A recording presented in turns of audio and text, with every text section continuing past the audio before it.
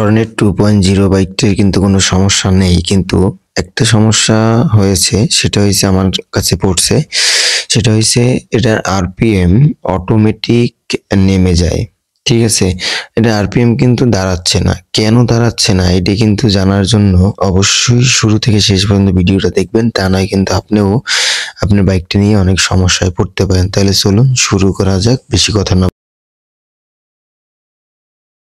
আসসালামু আলাইকুম বাইকার্স, কেমন আছেন? আলহামদুলিল্লাহ অনেক ভালো আছেন আশা করি। আমি মোহাম্মদ তুহিন খান, বাইক সার্ভিসিং বিডি চ্যানেল থেকে আজকে আপনাদের মাঝে আবারও নতুন রিভিউ নিয়ে চলে আসলাম।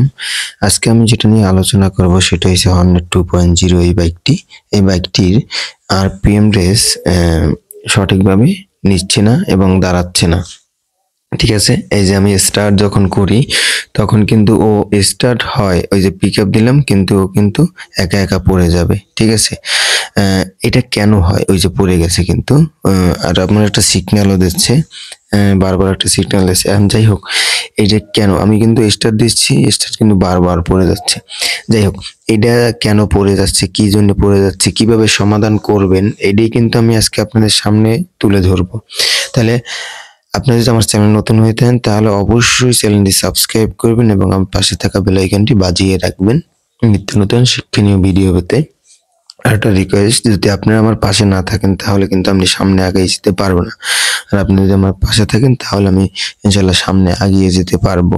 তাহলে আপনার কাছে এটাই রিকোয়েস্ট, অবশ্যই আর 10 জনকে শেয়ার করবেন। আপনি যেরকম উপকৃত হচ্ছেন আরো 10 জন যেন উপকৃত হয় সেই ব্যবস্থাটাই করে দেবেন। যাই হোক, এই যে হর্নেট 2.0 বাইকটি হর্নেট 2.0 বাইকটি এটা হয়েছে যে উনি যখন ফুয়েলটা নিছে, এর যে ট্যাঙ্কির ভিতরে যে ফুয়েল, এই ফুয়েলটা নেওয়ার পরে উনি 2 দিন ঠিকঠাক চালানো হয়েছে। চালানোর পরে উনি এক জায়গা থেকেই কিন্তু ফুয়েলটা নিত, কিন্তু ওই জায়গা থেকে যে 2 নাম্বার ফুয়েল দিত সেটা কিন্তু ওনার জানা ছিল না।